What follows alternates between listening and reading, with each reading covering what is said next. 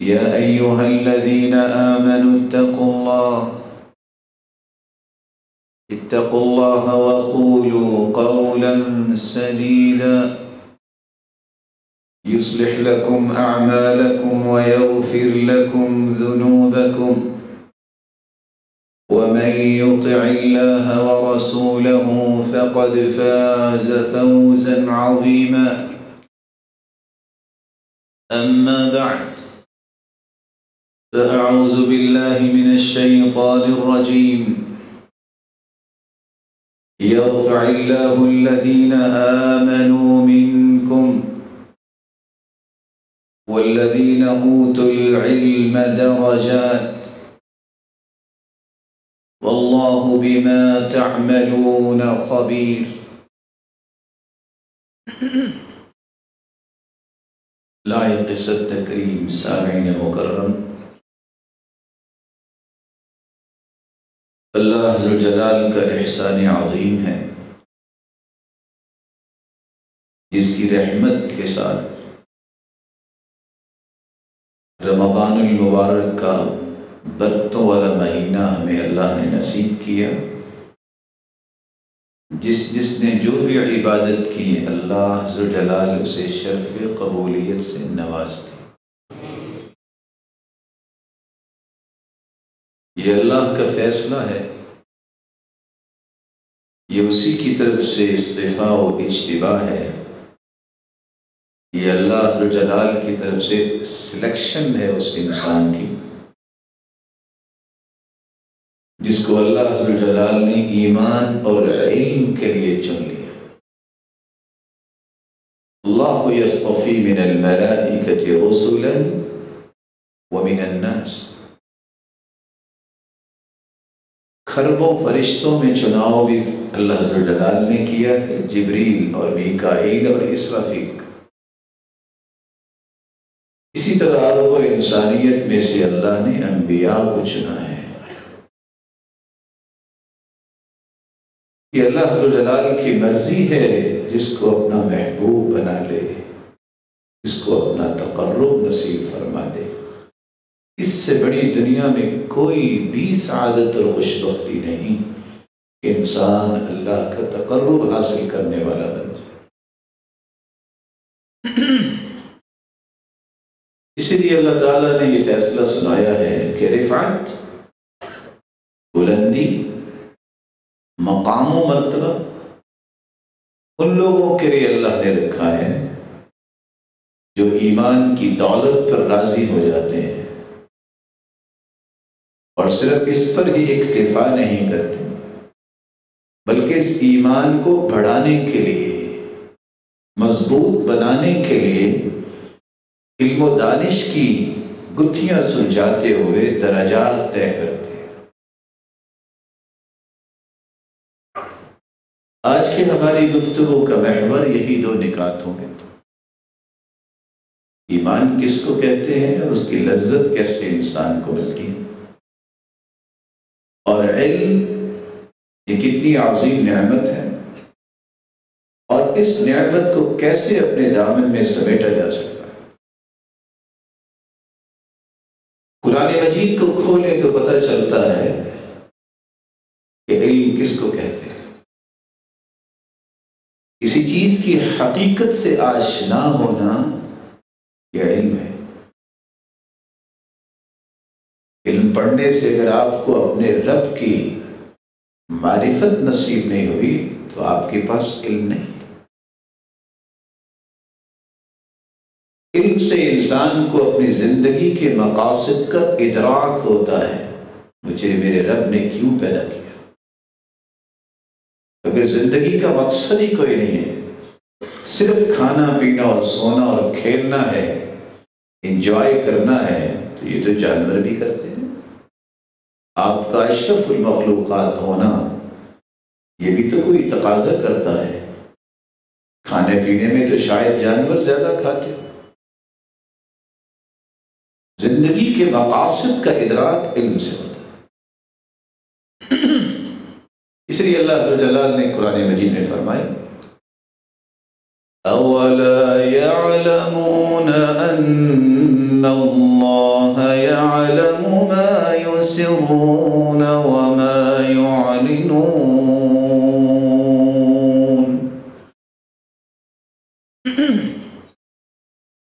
ان کو اس بات کی حقیقت سے آگہی نہیں، لیکن اللہ عز و جلال تو ظاہر اور باطن دونوں کو جانتے ہیں۔ سے گزارش کیجیے، اسپیکر اس لیے ہوتے ہیں کہ آواز صحیح لوگوں تک پہنچے، اس کو بہتر کروائیے۔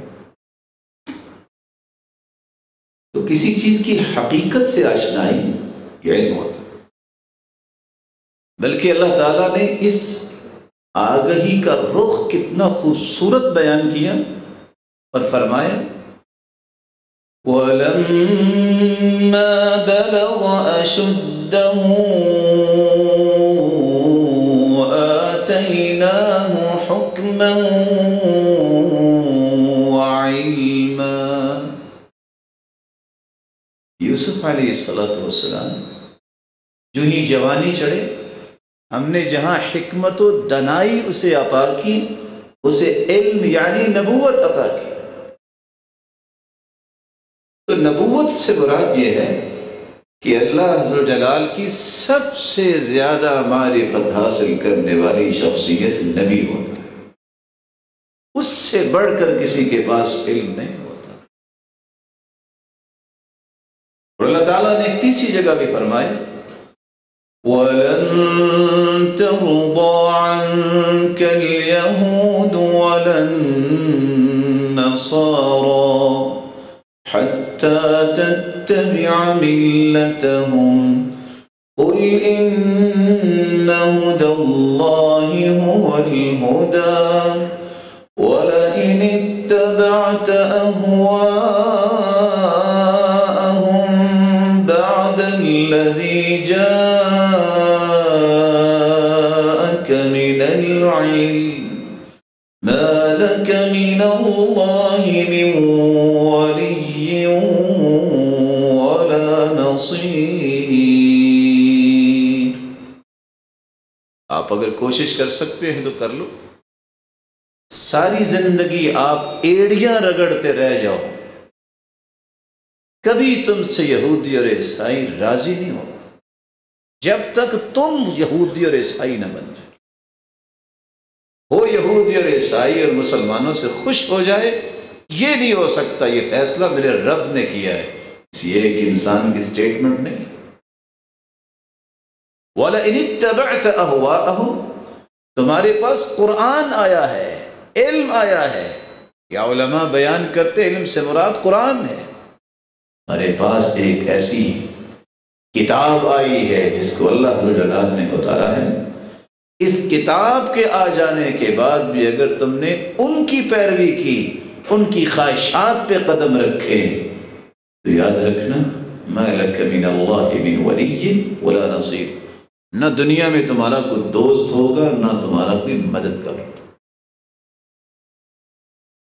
اللہ تعالیٰ نے ایک چوتھا راز بھی بیان کیا ہے کہ علم سے مراد صرف معرفت اور نبوت نہیں، قرآن ہی نہیں، بلکہ علم سے مراد عقل بھی ہے، فضیلت بھی ہے۔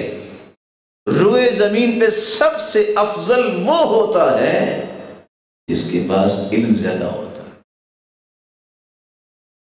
اسی لیے کہنے لگا قارون انما اوتیتہ علی علم عندی، یہ میری فضیلت ہے کہ میرے پاس اتنا مال آیا۔ اللہ کے مال دیا تھا تو کس نے دیا تھا؟ یہ انسان کی خام خیالی ہے کہ میری 10 انگلیوں کی کمائی ہے، جن کے ہاتھ کٹے ہوتے ہیں وہ بھی روزانہ کھا کے سوتے ہیں۔ روئے زمین پہ سب سے بڑا عقل مند کسی نے دیکھنا ہے تو وہ ہے جس کے پاس علم۔ وَقَالَ الَّذِينَ أُوتُوا الْعِلْمَ وَيْلَكُمْ ثَوَابُ اللَّهِ خَيْرٌ۔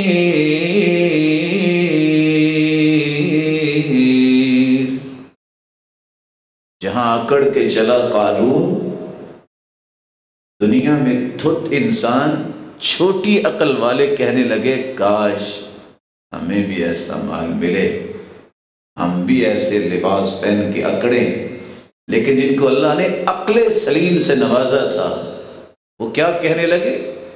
وَيْلَكُمْ، اور تمہارا ستیہ ناس ہو، ثواب اللہ خیر، تم نے چند ٹکوں پہ اپنے ایمان کو بیچ دیا۔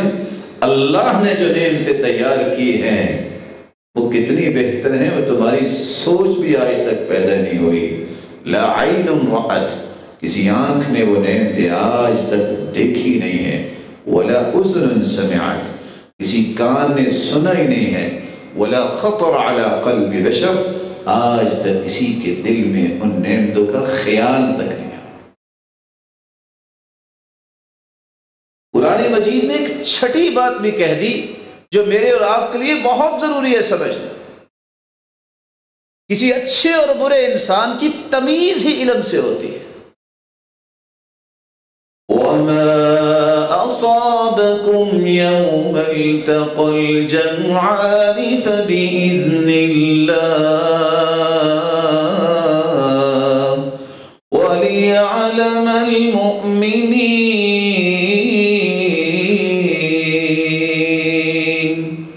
فیصلے تو اللہ تعالیٰ کی ہوتے ہیں، جب سے کائنات اللہ نے بنائی ہے اسی کے فیصلے نافذ ہوتے ہیں۔ لیکن جنگ کے میدان میں یہ جو نقصان ہوا ہے یہ اللہ کے فیصلے سے ہوا ہے۔ لیکن ایک بات یاد رکھنا، اللہ ذوالجلال تمیز کروانا چاہتے تھے اچھا کون ہے اور برا کون ہے، اللہ کے لیے کون زندہ ہے اور اپنی خواہشات کے پیچھے کون زندہ ہے۔ تمیز پیدا ہوتا ہے انسانیت کے اندر کہ کون اچھا ہے کون برا ہے، یہ علم کے ساتھ ہوتا ہے۔ یہی وجہ ہے اللہ ذوالجلال نے اتنی بڑی بات کہہ دی، جہاں اللہ ذوالجلال نے اپنی توحید کی گواہی دی ہے اور پھر اپنی نورانی مخلوق کو اس گواہی میں شامل کیا ہے، وہاں پوری کائنات میں سے کافروں کو الگ کر کے مومنوں کا نام، پھر مومنوں میں سے وہ جو علم والے ہیں، پھر علم والوں میں سے وہ جو عدل و انصاف پہ قائم رہنے والے ہیں، ان کی گواہی کو بھی اپنی گواہی کے ساتھ ذکر کیا۔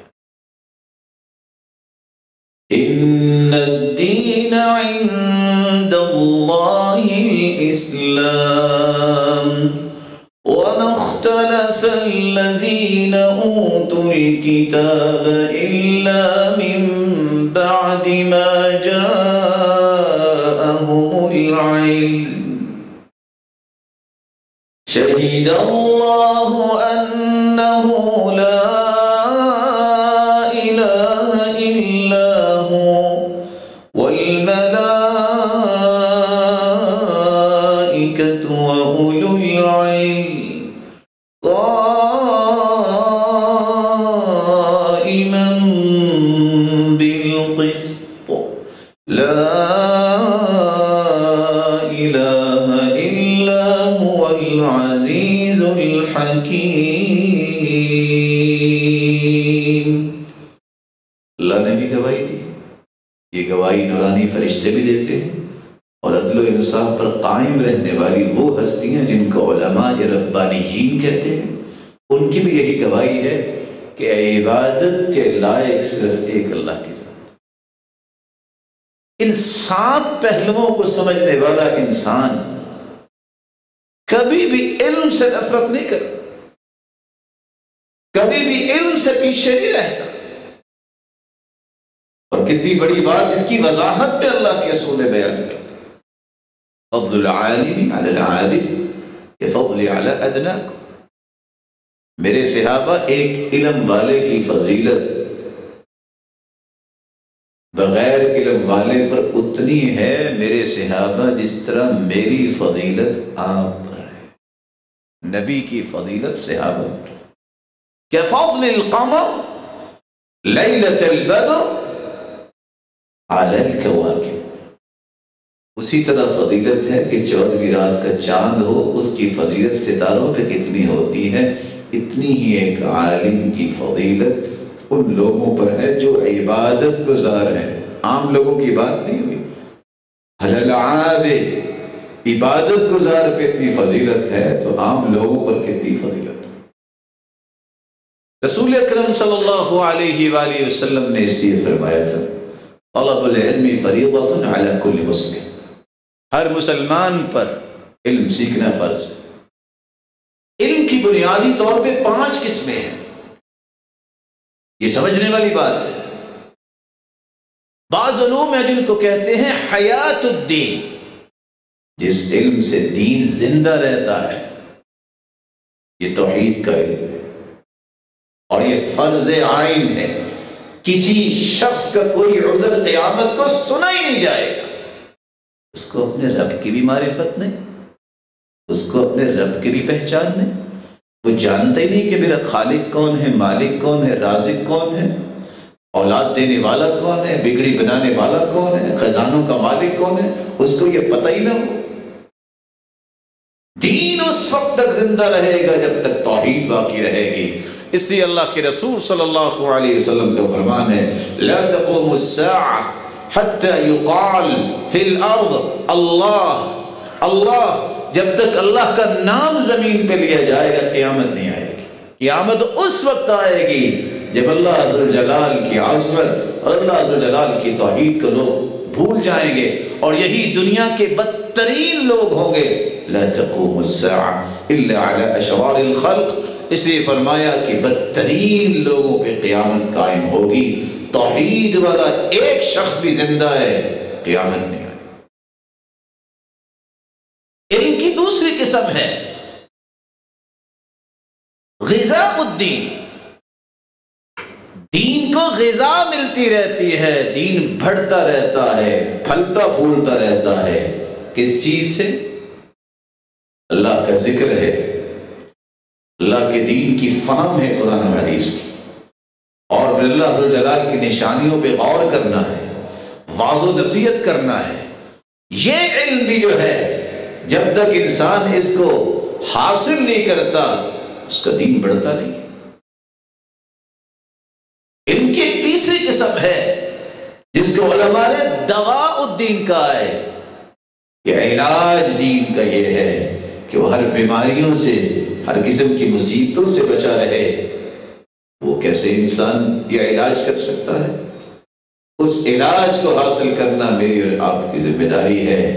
وہ غذا ملتی ہے انسان کو تو ایسے ملتی ہے کہ انسان اس دین کے مطابق عمل کرتا ہے اور پھر اس علم کی معرفت حاصل کرنے کے لیے اپنا وقت نکالتا ہے۔ علم کی چوتھی قسم ہے داء الدین، ہمیشہ علم بیمار اس وقت ہوتا ہے بلکہ معاشرے کے اندر کفر کی بیماری، معاشرے کے اندر الحاد کی بیماری، دہریے پیدا ہوتے ہیں، ملحد پیدا ہوتے ہیں، تو وہ علم سیکھ کر جس کی طرف میں اشارہ کرنے لگا ہوں جو دین کے لیے بیماری ہے، جب کوئی وہ باتیں پڑھنا شروع کر دے القول علی اللہ سبحانہ وتعالی، جو بات اللہ نے نہ قرآن میں کہی نہ حدیث میں اللہ کے رسول نے بیان کی، اللہ پر جھوٹ بولنا، نبیوں پر جھوٹ بولنا، ایسے فلسفے پڑھنا جس سے اللہ کا انکار لوگ کر دیتے ہیں، ایسے سوالات اٹھاتے ہیں اچھا یہ کیسے تھا، تو اس وقت نعوذ باللہ من ذالک اللہ تعالیٰ کیا کر رہے ہیں، اچھا میں نہیں مانتا، میں تو خود ہی سارے فیصلے کرتا ہوں، میں تو خود ہی سوچتا ہوں۔ یہ دین کی وہ بیماری ہے، اللہ جلال اس بیماری سے امت کو محفوظ فرمائے۔ ایک پانچویں قسم بھی ہے علم کی جس کے بارے میں علماء نے لکھا ہے ہلاک الدین، برباد کب دین ہوتا ہے؟ اس وقت ہلاک ہوتا ہے، برباد ہوتا ہے دین جب کوئی علم نجوم سیکھے، نجومی بن جائے، کاہن بن جائے، جادوگر بن جائے۔ اور آپ یہ دو حدیثیں سن کے حیران رہ جائیں گے، من اتی عرافا او کاہنا فسألہ عن شیء، جو بندہ کسی نجومی کے پاس جاتا ہے، کسی جادوگر کے پاس جاتا ہے اور کسی پامس کے پاس ہتھیلی کھول کے کھڑا ہو جاتا ہے کہ دیکھیے میری قسمت کیا ہے، صرف پوچھتا ہے، لم تقبل له صلاة 40 یوما، 40 دن تک اس کی نماز کوئی بھی قبول نہیں ہوتی۔ فصدقه بما يقول، اور دوسری روایت کے الفاظ یہ ہیں اگر وہ مان لے کہ یہ صحیح کہہ رہا ہے نجومی، یہ جادوگر نے صحیح کہا ہے، یہ حال قسمت جاننے والا صحیح کہہ رہا ہے، نعوذ باللہ، صدقه بما يقول فقد كفر بما انزل على محمد صلی اللہ علیہ وسلم، اس نے اس کی تصدیق کر دی اور محمد مصطفیٰ کے لائے ہوئے دین اور قرآن کا انکار کر دیا۔ جہاں آپ نے علم کی 5 قسمیں سنی ہیں، علماء کی بھی 3 قسمیں ہیں، اور یہ سمجھنے والی ہیں تاکہ آپ دھوکہ نہ کھائیں۔ عالم ملت، عالم دولت، عالم امہ۔ عالم ملت کس کو کہتے ہیں؟ ملت اسلامیہ کا عالم، یہ عالم ربانی ہوتا ہے۔ نشانی کیا ہے؟ نشانی اس کی یہ ہے وہ صرف 2 چیزوں کی رہنمائی آپ کو کرے گا، یہ میرے رب نے فرمایا، یہ میرے رب کے پیارے محبوب نے فرمایا، یہ میرے رب کا حکم ہے، یہ میرے رب کے محبوب کا عمل ہے۔ لوگ اس پہ راضی ہوں یا ناراض ہوں، انہیں بات پسند لگے یا نہ لگے، اسے کوئی غرض نہیں ہوتی، اسے غرض یہ ہوتی ہے میرا رب راضی ہو جائے۔ یہی انبیاء کا کام تھا، یہی صدیقین، شہداء اور صالحین اور صلف صالحین، یہی تابعین اور تبع الاتباع اور ان کے چاہنے والے اور ان کے منہج پہ چلنے والوں کا کام تھا۔ یہ ہے عالم ربانی۔ ایک عالم ہوتا ہے عالم دولہ، حکومتی عالم، نشانی اس کی کیا ہے؟ اس نے فتویٰ وہ دینا ہے کہ حکومت راضی رہے۔ قرآن بدلتا ہے، اسے کوئی پریشانی نہیں ہوتی، حدیث کے احکام بدلتے ہیں، اسے کوئی پریشانی نہیں ہوتی، اسلام کا جھنڈا نیچے آ جائے اسے کوئی پریشانی نہیں ہوتی، کیونکہ اس سے کیا چاہیے؟ اسے صرف حکومت کے ہاں اپنا مقام بنانا چاہیے۔ اللہ تعالیٰ ایسی خصلت سے ہم سب کو محفوظ فرمائے۔ یہ عالم سو ہے، یہ برے عالم ہیں جن نے دین کا چہرہ بگاڑ دیا ہے۔ ایک تیسرا عالم ہے عالم امہ، اس کی نشانی کیا ہے؟ یہ صرف دیکھتا ہے یہاں لوگوں کے ماتھے کی سلوٹیں دیکھتا ہے، لوگوں کے جذبات دیکھتا ہے، لوگ کس کو پسند کرتے ہیں، جس چیز کو لوگ پسند کریں گے میں وہ فتویٰ دوں گا، وہ مسئلے بیان کروں گا، وہ باتیں ذکر کروں گا، وہ باتیں قرآن میں ہیں یا حدیث میں ہیں، اسے کوئی غرض نہیں ہے۔ یہ فتویٰ قرآن و حدیث کے مخالف ہے یا نہیں، اسے کوئی غرض نہیں، وہ صرف لوگوں کو راضی کرنے کے لیے ہی بات کرتا ہے۔ یہ عالم سو ہے۔ اس لیے اللہ کے رسول صلی اللہ علیہ وسلم نے فرمایا ان اخوف ما اخاف علی امتی کل منافق علیم اللسان، مجھے اپنی امت پہ سب سے زیادہ خوف اس شخص پر ہے جو میری امت کو برباد کر دے گا، جس کی زبان تو چلتی ہے، منافق ہے، وہ قرآن و حدیث کی بات نہیں کرتا بلکہ لوگوں کو راضی کرنے کی باتیں کرتا۔ لوگوں کی بھی 4 قسمیں ہیں۔ کچھ لوگ ایسے ہیں جن کو اللہ نے علم بھی دیا، عمل بھی دیا۔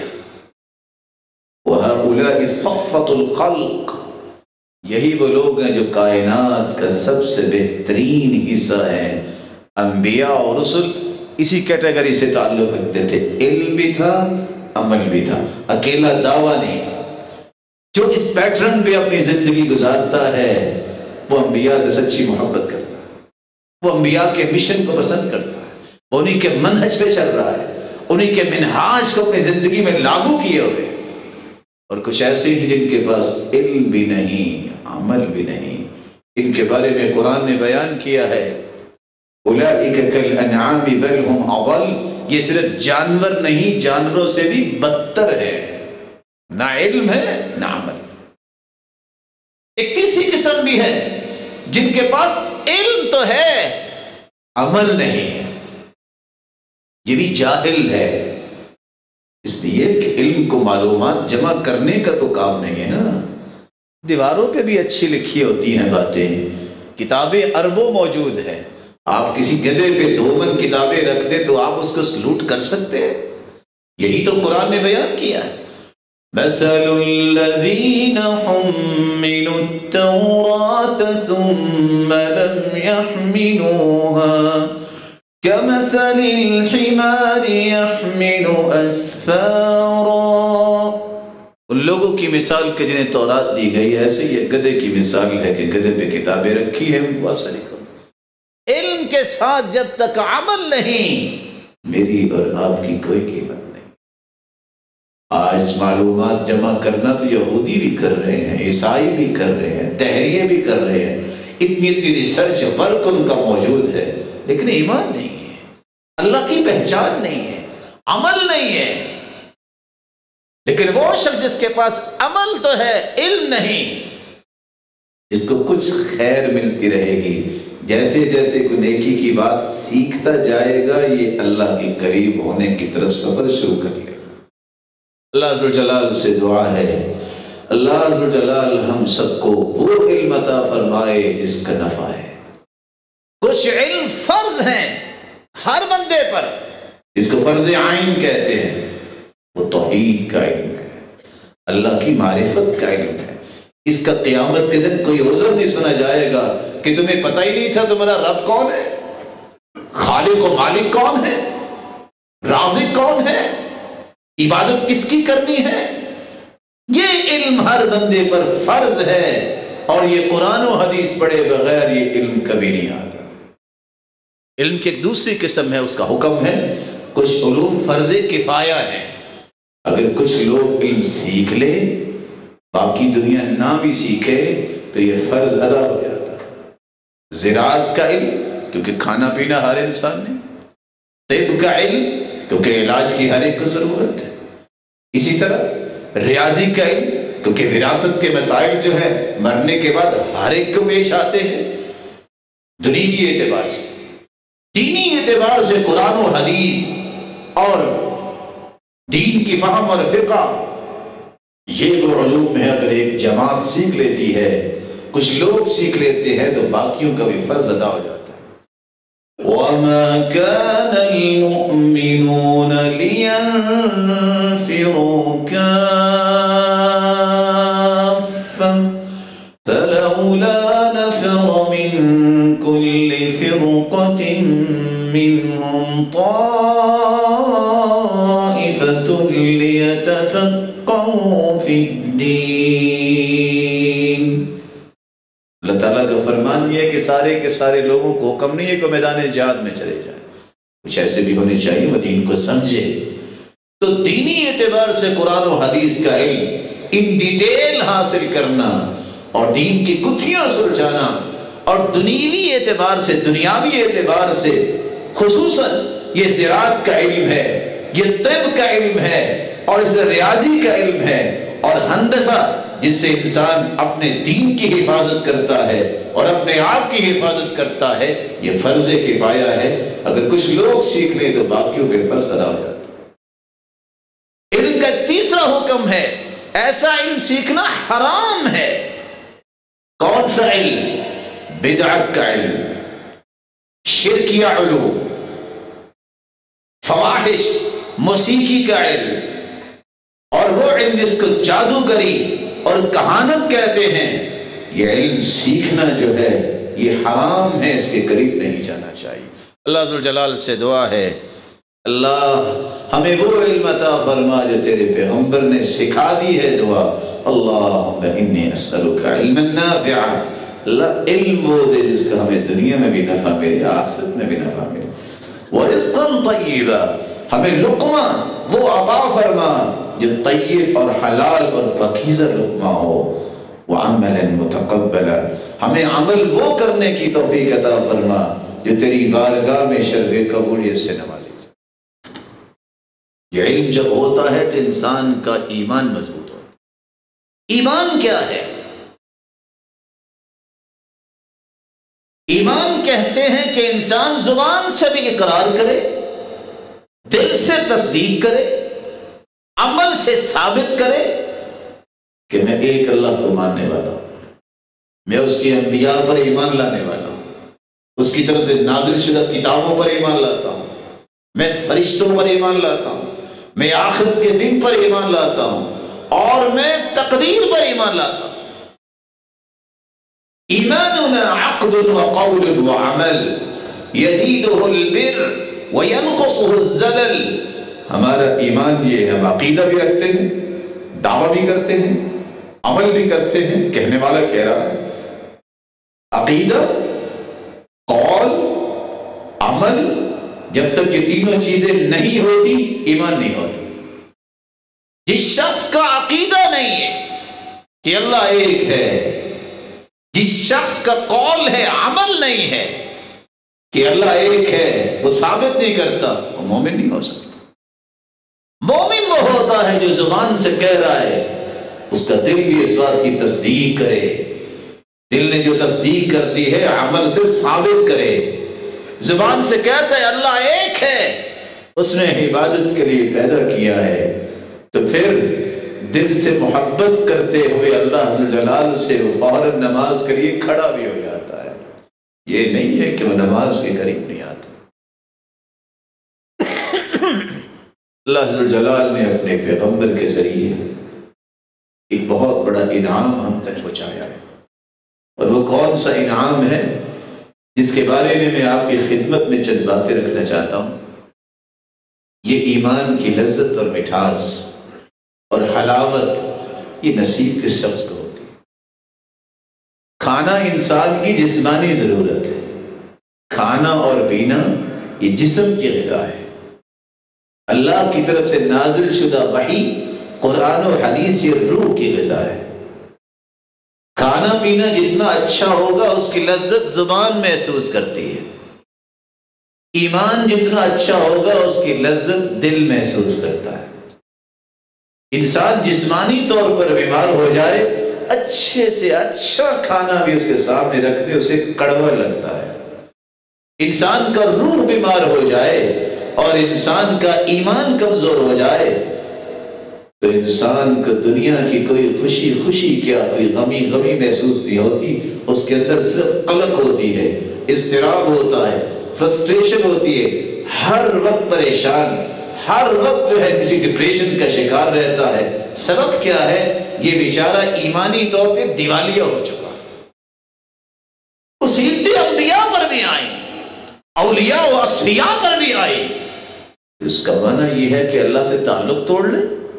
اس کا معنی یہ ہے کہ مایوس ہو جائے؟ اس کا معنی یہ ہے کہ عبادت چھوڑ دے؟ اس کا معنی یہ ہے کہ اللہ کو یاد کرنا چھوڑ دے؟ اس کا معنی ہے کہ نعوذ باللہ غلط باتیں اپنی زبان سے بولنا شروع کر دے؟ اس کا معنی یہ ہے کہ گریبان چاک کرے؟ اس کا معنی یہ ہے کہ اپنے چہرے کو خود ہی تھپیڑے مارنا شروع کر دے؟ اس کا معنی یہ ہے کہ اللہ پہ اعتراض کرنا شروع کر دے؟ نہیں. ایمان کا معنی یہ ہے کہ کہا جائے کل لن یصیبنا الا ما کتب اللہ لنا هو مولانا. جو بھی حالات پیش آئیں گے وہ میرے رب نے فیصلہ کیا ہے، اور اللہ ذوالجلال ہمارا مولا ہے، وہی ہمارا مالک ہے، اس کے فیصلے پہ ہم راضی ہیں. لذتی و راحتی فیما قدر علی. میری زندگی کی اصل لذت اور حلاوت اور مٹھاس یہ ہے میرے رب نے جو فیصلہ کیا ہے وہ بالکل ٹھیک کیا ہے، میں اس پہ راضی. کیسے یہ لذت نصیب ہو سکتی ہے؟ ایمانی لذت، اس کے لیے آپ کو 10 کام کرنے ہیں. پہلا کام یہ ہے ان یکون اللہ ورسولہ احب الیہ مما سواہ. اس دل میں سب سے زیادہ محبت ہو تو اللہ اور اس کے رسول کی. کیسے پتہ چلے گا؟ دل کو کون نکال کے دیکھے؟ نکلوا کے دکھانے کی بھی ضرورت نہیں ہے، یہ اللہ جانتا ہے، کیونکہ لذت بھی اس نے دینی ہے، اس لیے دل کا معاملہ اللہ کے ساتھ. اس وقت پتہ چلے گا، کسی سے پوچھنے کی ضرورت نہیں. جب میرے رب کا حکم ہے نماز پڑھو،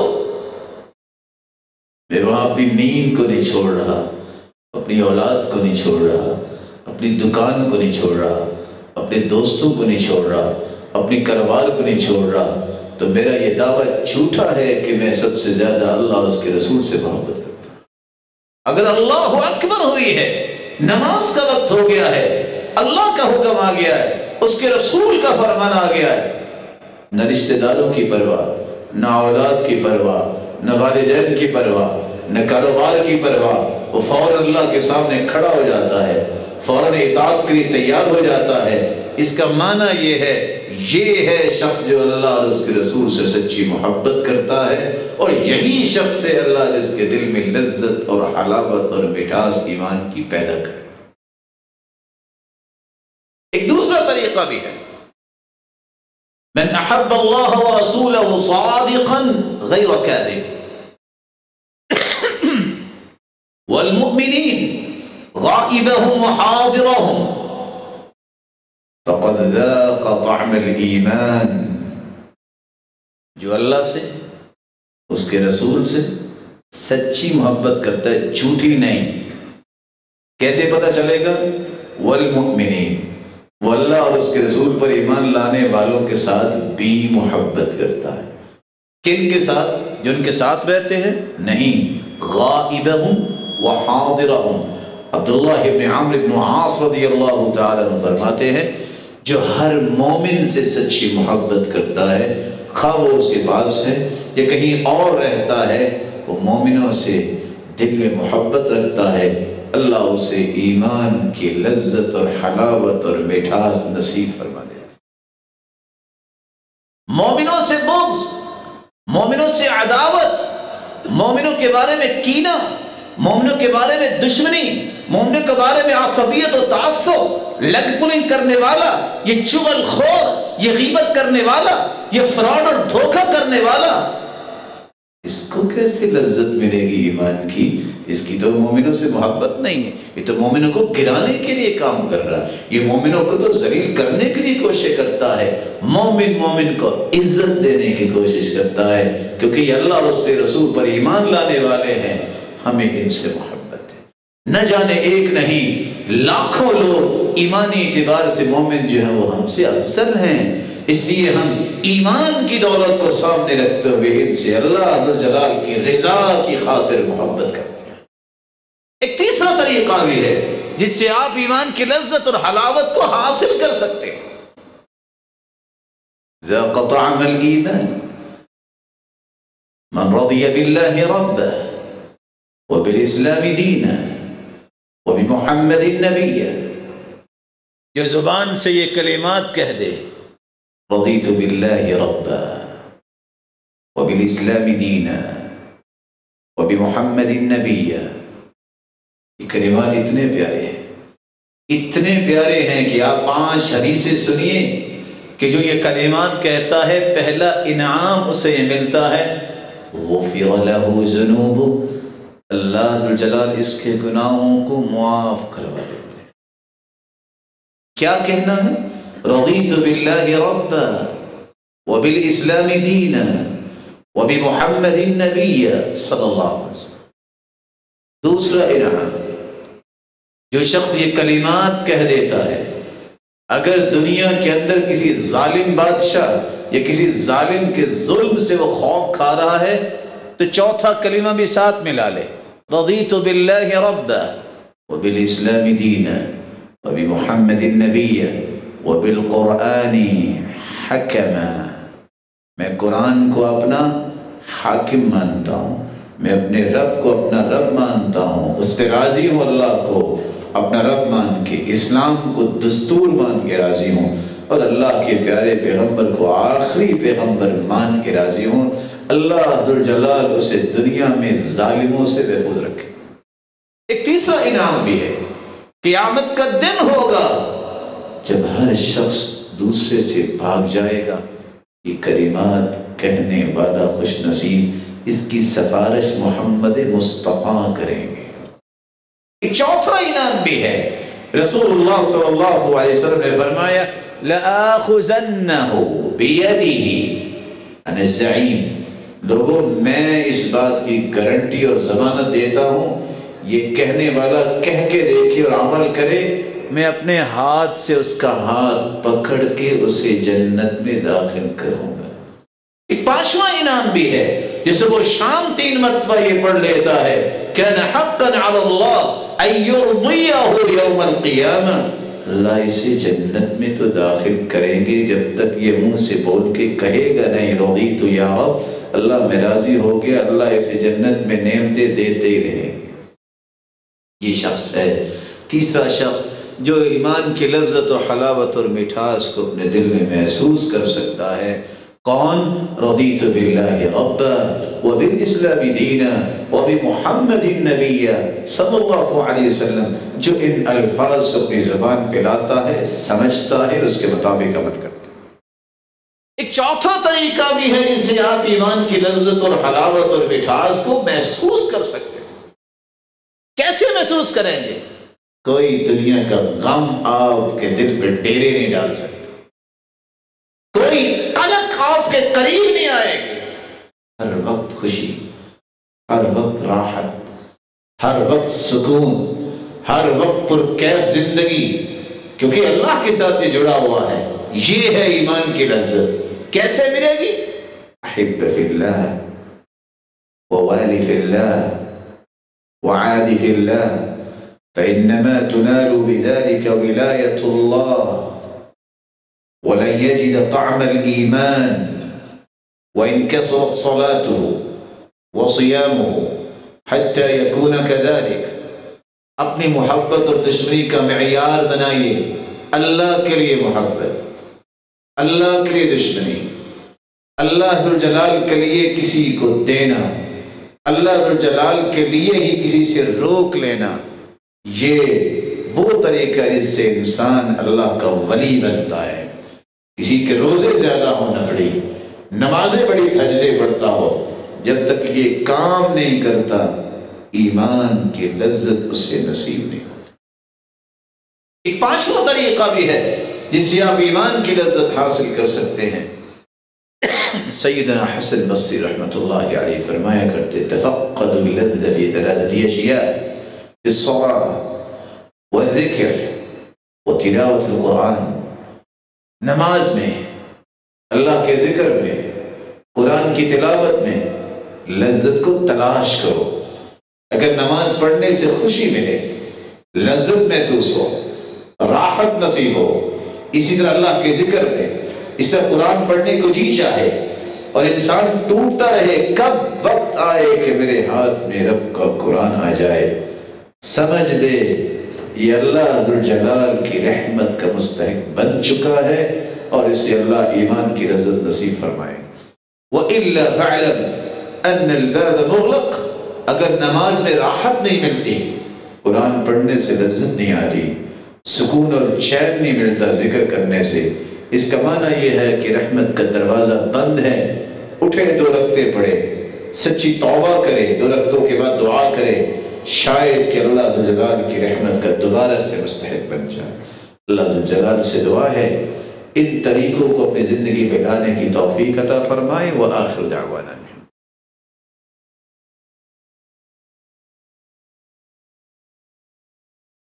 الحمد للہ علی احسانہ والشکر له على توفیقہ وامتنانہ واشہد ان لا الہ الا اللہ وحدہ لا شریک له تعظیما لشانہ واشہد ان محمدا عبدہ ورسولہ الداعی الی رضوانہ۔ اما بعد، ایمان کی لذت، اس کی حلاوت، اس کی مٹھاس ان لوگوں کو نصیب ہوتی ہے جو اللہ اور اس کے رسول سے پوری کائنات سے بڑھ کے محبت کرتے ہیں۔ ان لوگوں کو نصیب ہوتی ہے جو مومنوں سے سچی محبت کرتے ہیں، ان سے کینہ اور بغض اور حسد، عداوت اور عصبیت و تعصب نہیں رکھتے، بلکہ ان سے محبت اللہ کی رضا کے لیے کرتے ہیں۔ ان لوگوں کو نصیب ہوتی ہے جو رضیت باللہ ربا وبالاسلام دینا وبمحمد النبی صلی اللہ علیہ وسلم، ان الفاظ کو بولتے بھی ہیں اور اس کے مطابق عمل بھی کرتے ہیں۔ ان لوگوں کو ایمان کی لذت اور حلاوت اور مٹھاس نصیب ہوتی ہے جن کی دوستی اور دشمنی کا معیار یہ ہوتا ہے کہ اللہ راضی ہو جائے۔ میں اس سے محبت کیوں کرتا ہوں؟ نیک آدمی ہے، نمازی ہے، قرآن پڑھنے والا ہے، حدیث پڑھنے والا ہے، یہ پہلی سب کا نمازی ہے، اس کا اخلاق بہت اچھا ہے، یہ سچ بولتا ہے۔ میں اس سے نفرت کیوں کرتا ہوں؟ یہ شرابی ہے، یہ جوئے باز ہے، یہ جھوٹا ہے، یہ فراڈیا انسان ہے، یہ مسلمانوں کو دھوکے دیتا ہے، یہ مسلمانوں کے خلاف پلاننگز کرتا ہے، اس لیے میں اسے نفرت کرتا ہوں کیونکہ اس کے دل میں مومنوں کی محبت نہیں۔ وجہ کیا ہے؟ رب کو راضی کرنے کے لیے۔ لذت اور حلاوت اور مٹھاس اس کو نصیب ہوتی ہے ایمان کی جس کو نماز، قرآن، اللہ کے ذکر میں سکون محسوس ہو اور ایسی کیفیت پیدا ہو جائے تو یہ شخص ہے جس کو اللہ ایمان کی لذت و حلاوت عطا کر دیتے ہیں۔ ایک چھٹا کام بھی ہے جس سے آپ ایمانی لذت کو اپنے اندر پیدا کر سکتے ہیں۔ رسول اللہ صلی اللہ علیہ وسلم نے فرمایا ثلاث من فعلهن فقد طعم طعم الإيمان من عبد الله وحده وأعطى زكاة ماله طيبة بها نفسه وزكى نفسه۔ تین کام جو کر لے اللہ اسے بھی لذتیں عطا کر دیتے۔ توحید پہ کبھی آنچ نہ آنے دے، اللہ کی توحید پہ کبھی کمپرومائز نہ کرے، اللہ کی توحید کا سودا نہ کرے، یہ ایمان کی لذت اس کو ملے گی۔ دوسرا شخص زکوٰۃ کا مال دل کی خوشی سے دیتا ہے۔ یہاں رکیے، زکوٰۃ کا مال طیبۃ بہا النفس، دل کی خوشی سے دیتا ہے۔ زکوٰۃ کا مال میرا اور آپ کا نہیں ہے، زکوٰۃ کا مال اللہ کا حکم۔ اس کو دیتے وقت منہ بنانا، باتیں کرنا، تانے دینا اور طرح طرح کے جملے کسنا یہ جاہلوں کا کام ہے۔ خوشی سے طیبۃ بہا النفس، اللہ کا شکر ہے میں زکوٰۃ دے رہا ہوں، میں لینے والوں میں سے نہیں۔ اللہ کا شکر ہے جس نے مجھے یہ فہم دی کہ میں نے اپنا مال حلال، پاکیزہ اور برکت بنانے کے لیے زکوٰۃ دینے کا ارادہ کر لیا۔ زکوٰۃ کا مال دل کی خوشی سے، اس لیے سلف صالحین کہا کرتے تھے زکوٰۃ دے کے یہ کہنا بھی ٹھیک نہیں ہے کہ میرے لیے دعا کرنا۔ کس لیے؟ تم اللہ کا حق ادا کر رہے ہو، کیا احسان کر رہے ہو؟ تمہیں تو شکریہ ادا کرنا چاہیے خود کہ تو نے مجھے یہ اچھی بات بتائی کہ زکوٰۃ دینی چاہیے اور میں زکوٰۃ کے لیے تیار ہو گیا۔ اس سے مطالبہ نہیں، یہ ایک الگ بات ہے۔ اگر کوئی صدقہ دینے آئے تو اس کے لیے دعا دینی چاہیے، حکم ہے اس کو، لیکن اس کو مطالبہ نہیں کرنا چاہیے تاکہ اس کے اخلاص میں کمی نہ آ جائے۔ اور یہاں پھر میں ایک اور بات کا اضافہ کر دوں، زکوٰۃ دین کے حساب سے نہیں، من کے حساب سے نہیں۔ من کا حساب یہ ہے مرضی سے اتنا دے دیا جو یہ زکوٰۃ ہے۔ من کیا کہتا ہے؟ جہاں پیسے پھنس گئے چلو میں زکوٰۃ میں چھوڑتا ہوں، اس کا معنی یہ ہوگا اللہ چھڑا لے اور قبول کر لے، میں نہیں نکلوا سکتا۔ یہ دھوکہ اللہ کے ساتھ، یہ فراڈ بھی اللہ کے ساتھ۔ ایک شخص ذمہ دار ہے، رشتہ دار ہے، بیمار ہو گیا، مال ہے، اس کا صرف اس لیے زکوٰۃ دینا چاہتا ہے کہ اس نے پیسے لیے تھے وہ واپس نہیں کر سکتا، جو زکوٰۃ میں وہ کٹوا دیتا ہوں۔ کٹوتیاں اللہ کے لیے، یہ اپنے کھاتے میں ڈالیے۔ من کا حساب یہ ہے کہ میں اپنی مرضی سے زکوٰۃ دوں گا، شریعت کا حساب یہ ہے جو مستحقین ہے ان کو دیا جائے۔ من کا حساب یہ ہے جب مرضی میں دے دوں گا، مجھے پرواہ نہیں ہے 1.5 سال 2 سال بھی گزر جائیں تو میں نے بھی زکوٰۃ نہیں دی۔ شریعت کہتی ہے جب سال گزر جائے پھر وہ مال تمہارے پاس نہیں رہنا چاہیے۔ وہ سال بھی کون سا؟ جنوری فروری کا نہیں، محرم صفر کا سال۔ آپ ماشاءاللہ حساب کو مجھ سے زیادہ جانتے ہیں، چیک کیجئے گا، جنوری فروری کا حساب لگائے تو 364-65 دن بنیں گے، محرم صفر کا حساب لگائے تو 356 دن بنیں گے یا 55 دن بنیں گے۔ یہ 9 دن کی زکوٰۃ نہ چاہتے ہوئے بھی بسا اوقات نیک آدمی کھا جاتا ہے جب وہ جنوری فروری کے حساب سے اپنی زکوٰۃ کا حساب رکھتا ہے۔ شریعت کے اعتبار سے بھی وَزَكَّى نَفْسَهُ، جو ہر وقت تربیت تزکیے کے لیے اپنے آپ کو تیار کرتا ہے، اللہ ایسے لذتوں کے لیے چن لیتے ہیں۔ ایک 7واں انسان بھی ہے جس کے بارے میں رسول اللہ صلی اللہ علیہ وسلم کے صحابی بیان کرتے ہیں، عبداللہ ابن مسعود رضی اللہ تعالی عنہ وارضاہ، لَن يَجِدَ الرَّجُلُ طَعْمَ الْإِيمَانِ حَتَّى يُؤْمِنَ بِالْقَدْرِ وَيَعْلَمُ أَنَّهُ مَيِّتٌ وَيَعْلَمُ أَنَّهُ مَبْعُوثٌ۔ کبھی انسان کے دل میں ایمان کی لذت نہیں آ سکتی جب تک وہ تقدیر پر ایمان نہ لے آئے۔ جب تک وہ یہ کہہ نہ دے آخر تو ایک دن موت آنی ہے، اس کو یقین نہ ہو جائے موت بھی آنی ہے اور اللہ کے سامنے بھی کھڑا ہونا ہے، جب تک یہ کیفیت انسان کے دل کی پیدا نہیں ہوتی انسان کے دل میں ایمان کی لذت پیدا نہیں ہوتی۔ اور سچ کہا تھا فضیل بن عیاض رحمہ اللہ نے، ایک 8واں طریقہ بھی ہے جس سے آپ اپنے اندر ایمان کی لذت پیدا کر سکتے ہیں۔ حرام علی قلوبکم ان تصیبوا حلاوة الایمان حتی تزہدوا فی الدنیا، جب تک تمہارے اندر زہد نہیں آ جاتا اس وقت تک تمہارے دلوں پہ اللہ نے ایمان کی لذت کو حرام کر دیا ہے۔ زہد کیا ہے؟ اور آج اس کے بارے میں طرح طرح کی کیا باتیں ہوتی ہیں۔ زہد کا مطلب ہے حرام سے بچ جاؤ، حلال کا مطالبہ کرو۔ زہد یہ نہیں ہے کھانا آئے تو 2 گلاس پانی ڈال دو، یہ زہد نہیں ہے، یہ اللہ ذو الجلال کی نعمتوں کے لیے شکری ہے اور شیطانی وسوسہ ہے۔ کسی ایک حدیث میں بتائیے کہ سید المرسلین نے ایسا کیا ہو۔ زہد یہ نہیں ہے کہ 6 مہینے غسل نہ کرو، پھٹے پرانے کپڑے پہنو۔ زہد یہ ہے محمد مصطفیٰ کبھی گھر سے نکلتے نہیں تھے جب تک خوشبو نہ استعمال کرتے، صحابہ نے تلاش کرنا ہوتا تو گزرتے گزرتے جہاں انہیں خوشبو آتی سمجھ آتی کہ محمد کریم گزر کے گئے۔ کان یشتد ان یوجد منہ الریح، اللہ کے رسول کو سب سے زیادہ یہ بات ناقابل پسند تھی کہ ان سے کسی قسم کی اسمیل کسی کو آئے۔ زہد یہ ہے پاکیزہ بننا، صاف ستھرا، خیالات بھی پاک ہو، نیت اور ارادہ بھی پاکیزہ ہو، اقوال بھی اچھے ہوں، اعمال بھی اچھے ہوں، حرام سے بچنے والا ہو، حلال کی طلب کرنے والا ہو۔ زہد یہ نہیں ہے کہ دنیا کے دکھلاوے کے لیے پرواہ نہ کرے، کپڑوں پہ آلائشیں لگی ہیں، کیا کچھ لگا ہے اور کہے بڑا زاہد ہے، یہ کوئی زاہد نہیں ہے۔ وَجَدِيدُ ثَوْبِكَ وَبَسَاسُ ثَوْبِكَ لَا يَزِيدُكَ رُفْعَةً عِنْدَ الْإِلَهِ وَأَنْتَ عَبْدٌ مُجْرِمٌ۔ پھٹے پرانے کپڑے پہن کے لوگوں کو دکھانے والے سن لے، اگر تیرے دل میں جرم ہے، تیری عبادت نہیں ہے، یہ پھٹے پرانے کپڑے تمہیں اللہ کے ہاں عزت نہیں دے سکتے۔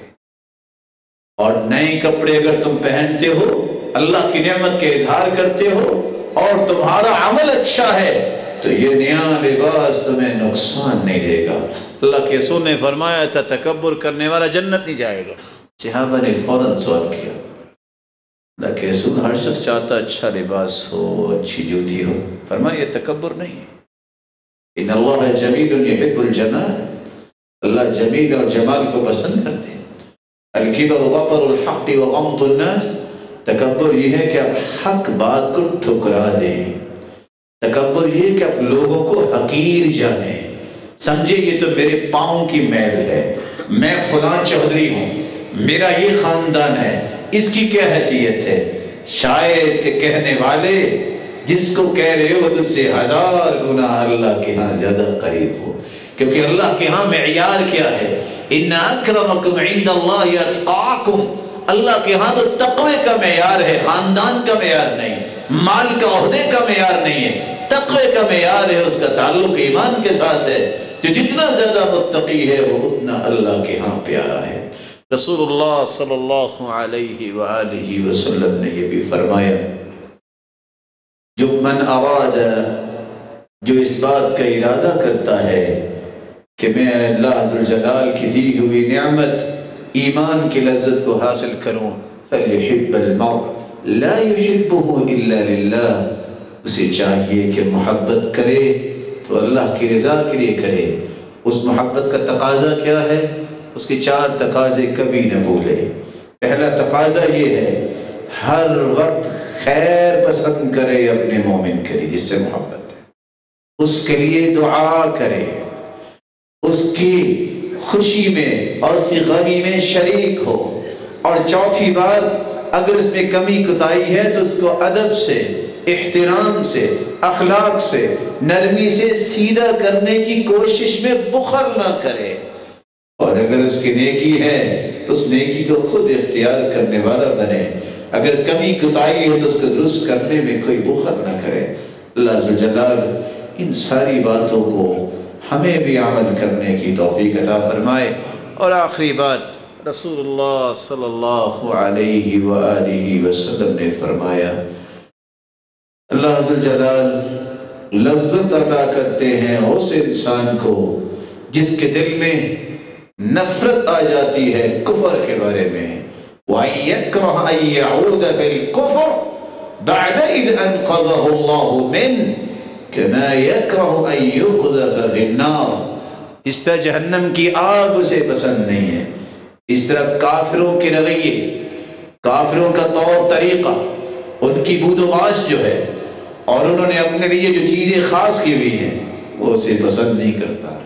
یہ نہیں ہو سکتا ہو مومن جو ایمان کی لذت دینے والا، اس کا ظاہری رنگ ڈھنگ بھی کافروں جیسا ہو، یہ نہیں ہو سکتا۔